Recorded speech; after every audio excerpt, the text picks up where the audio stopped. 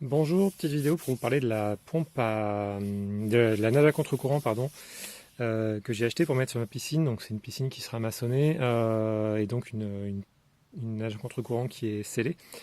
La nage à contre-courant en l'occurrence, c'est celle-ci, une New Jetvac, donc Jetvac. C'est tous les mêmes modèles, simplement ce qui change, ça va être au niveau de la pompe. Les pompes sont plus ou moins puissantes suivant ce que vous prenez. Bon, pour moi, pour le coup, je suis sur du 220. Donc ça doit être une pompe 3 chevaux, je crois. Voilà pour le principe. Donc c'est une pompe, c'est une nage à contre-courant que vous allez retrouver sur pas mal de magasins. Malheureusement, j'ai pas trouvé énormément de documentation, pas trouvé non plus de vidéos qui expliquaient comment elle se montait. La documentation n'est pas forcément super explicite sur le sujet, donc j'ai décidé de faire une vidéo de ce que je vais faire moi, sachant que je suis pas sûr de le faire exactement comme il faut. Donc n'hésitez pas à me dire si je me plante. Et au pire, si je me suis planté, vous le saurez à la fin. Si je fais bien une vidéo sur la fin. Donc, le kit que vous allez acheter se compose de plusieurs colis.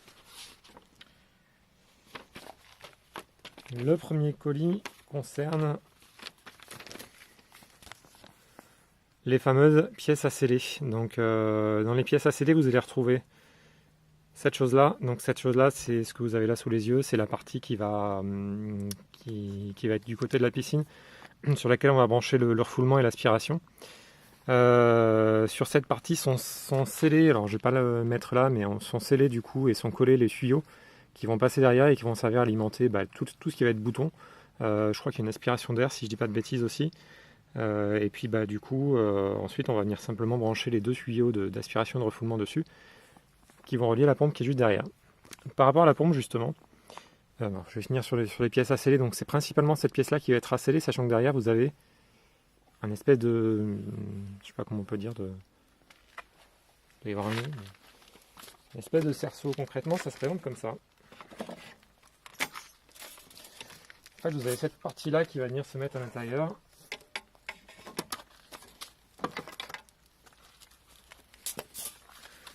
Vous voyez que sur le montage, c'est quelque chose qui est assez simpliste. Donc ça, c'est les deux gros au milieu, c'est simplement le refoulement, l'aspiration. Et les deux sur le côté, il y en a un qui va servir, je crois, pour le bouton, tout simplement pour allumer la pompe, si je dis pas de bêtises. Puisque sur la façade qu'on retrouve ici, on retrouve bien, donc en bas à gauche, le bouton qui va permettre de l'allumer. Par contre, j'avoue que celui de droite, celui de droite c'est ça. Celui de droite c'est ce qui va venir alimenter ça, et ça c'est simplement une aspiration d'air. Puisque si je dis pas de bêtises, la nage à contre-courant crache de l'eau, mais de l'eau qui est mélangée à un petit peu d'air. Je sais pas exactement pourquoi, une histoire d'effet Venturi ou je ne sais quoi, mais qui doit, j'imagine, être mieux pour la nage à contre-courant. En tout cas, voilà. Voilà pour le principe du truc. Ce que je voulais dire simplement, c'est qu'on a cette partie-là qui va être scellée. C'est pas une bride en fait, c'est simplement la partie qui va venir se mettre dans le béton. Et normalement, d'après la documentation, on est censé sceller ça en même temps que la partie que j'ai montrée tout à l'heure, donc la partie avec les tuyaux. Et normalement, tout doit être pris dans le béton. Donc ce que vous avez derrière, tout cet espace ici, théoriquement, tout ça, c'est pris dans le béton avec les tuyaux. Moi, je pense que je vais essayer de pas le faire et de simplement sceller cette partie-là, mais sans sceller l'autre avec. Partant du principe que si jamais il y a une couille sur un emmerde sur un autre truc, je puisse enlever la partie avec les tuyaux et qu'il y ait uniquement ça qui soit scellé, que du coup je sois un petit peu plus libre en cas de maintenance. C'est vraisemblablement pas ce qui est recommandé, puisque si je lis la notice qui est là,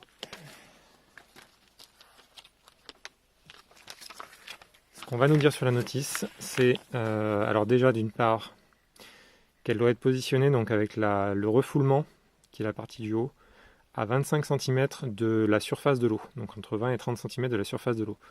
Moi dans mon cas, j'ai une piscine qui est censée faire 1,40 m de haut, avec une hauteur d'eau qui est normalement à 1,35 m, puisque je vais avoir des skimmers miroirs qui sont censés me permettre d'avoir une ligne d'eau à 5 cm du bord. Donc ça veut dire que 35 moins 25, le refoulement de l'eau doit être théoriquement à 1,15 m du haut. 1,10 m du haut, pardon. Si je veux faire le pile poil mes 25. Ça, c'est un guide qui m'a permis de monter la piscine. Donc, par rapport à la bride, enfin, par rapport à la pièce à sceller, pardon, il faut savoir que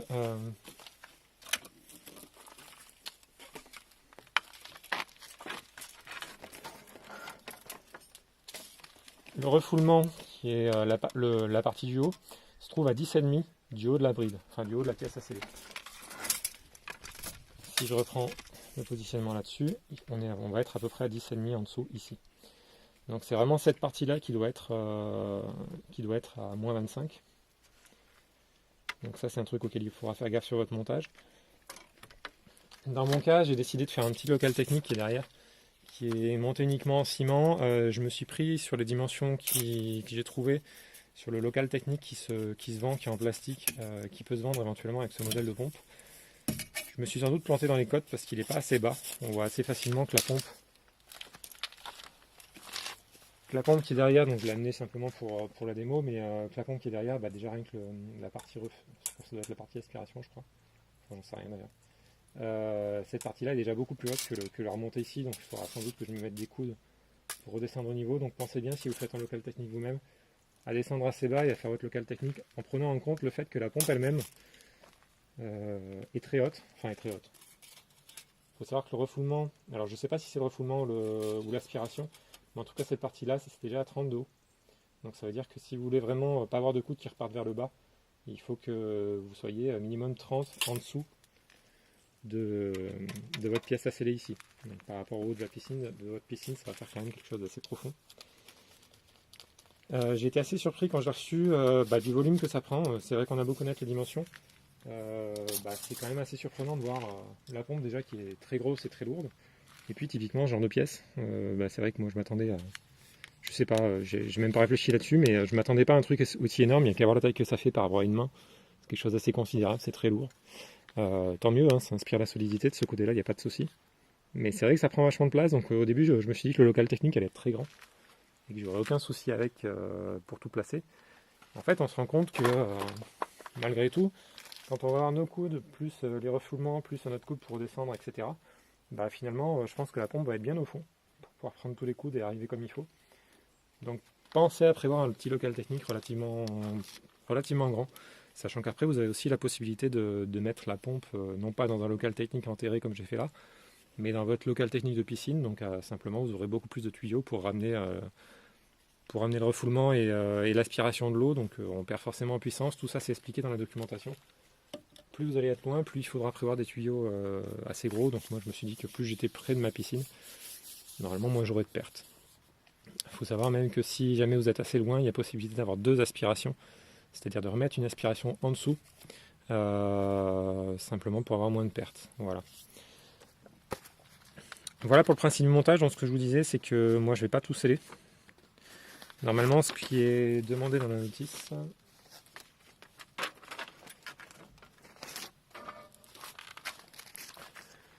ce qui est précisé dans la notice, donc c'est qu'on va être grosso modo à 25 cm du haut. Que la profondeur d'eau doit être entre 1,10 m et 1,40 m. Bon, ça après, ça dépend de votre piscine. Il y a une distance d'1,50 m à 2 m du bord. Bon, ça c'est simplement pour être à l'aise pour nager. C'est à peu près tout ce qu'il y a à savoir sur cette partie-là. L'autre partie, c'est pour la balnéo, ça ne nous concerne pas. Ensuite, pour la piscine béton, posez le joint auto-adhésif sur la bride arrière de la pièce à sceller. Donc la pièce à sceller, c'est celle-ci. Et en ce qui concerne la partie auto-adhésif, je ne l'ai pas ici parce que je ne l'ai pas sorti. Simplement ça se colle à l'arrière pour pouvoir venir coller ensuite l'autre partie à sceller, donc la partie qui est derrière où il y a les tuyaux. Donc c'est un premier joint, ensuite passer les tuyaux dans la bride, donc ça c'est ce que je vous ai montré tout à l'heure, et sceller ensemble, visser-les ensemble, fixer l'ensemble avec 2 vis. Ça veut dire que théoriquement, il faut bien faire, avant de commencer à sceller et à mettre le béton, vous êtes censé faire ça. Comme ça, donc là on ne peut pas se tromper puisque c'est marqué, on ne va pas le voir sur la vidéo mais c'est bien marqué haut ici. Je vais essayer de caler à peu près.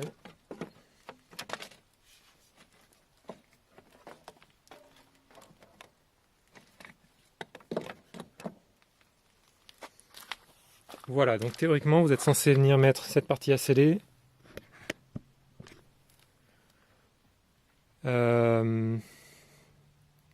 Cette partie à sceller comme ça.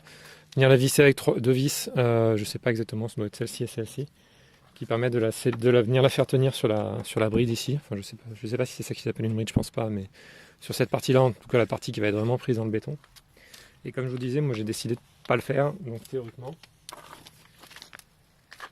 si je continue sur ma notice, je vais passer les tuyaux dans la bride, puis visser l'ensemble avec deux vis, ce que je viens de faire. Il y a une plaque ensuite qui se met devant, c'est simplement une plaque de protection, donc rien de particulier. Fixer la pièce à sceller et la bride liner avec les 12 vis. Ouais, c'est-à-dire qu'on va remettre la bride par-dessus avant de faire tout le scellement. Et ensuite, sceller la pièce à la race du béton jusqu'au joint noir. Donc ça, c'est ce qui montre sur cette vidéo ici, c'est qu'il faut, sur cette photo ici, pardon, c'est qu'on va venir sceller jusqu'au bord ici. Si je prends l'exemple que j'ai là, alors il faut savoir que moi, les joints sont pas noirs, mais bon, le principe est le même. Par rapport à ce dont il parle ici, donc il nous parle bien de venir sceller jusqu'au joint qui est entre ma bride et la partie façade, on va dire, qui correspond à l'espace finalement que j'ai là. Donc le joint pour moi est blanc, hein, c'est ce qu'on voit juste ici, le joint. Bon, là, il n'est pas tout à fait collé parce que je l'ai posé à l'arrache, mais voilà, simplement moi il est blanc. Donc théoriquement, par rapport à mon ciment, là je suis pas bon puisqu'il faudrait que j'aille jusqu'au joint. En fait, il faudrait que je sois légèrement décalé, c'est en peut donc le décaler, mais on serait plutôt sur quelque chose dans ce genre là. Bon, bah, faut savoir qu'il y a une petite partie qui va dépasser ici, sachant que par dessus vous allez avoir normalement une autre bride qui va venir se mettre devant avec un autre joint qui se met ici. Là moi je suis vraiment sur le brut, j'ai pas pris la bride avec moi, mais normalement vous avez une seconde bride ici qui est censée tenir le liner. Voilà, donc si je reprends, sceller la pièce à la race de béton jusqu'au joint noir, maintenir en position haute les deux flexibles qui serviront pour l'admission d'air et la gaine de commande pneumatique et couler le béton. Donc voilà, ce que je disais, c'est que si on suit la notice, il nous parle de couler le béton, mais non, puisque non, mais c'est moi qui dois mal comprendre la notice, puisque si vous coulez le béton ici, bah, vous allez avoir un souci, puisque forcément, pour l'instant, vous n'avez pas branché vos tuyaux.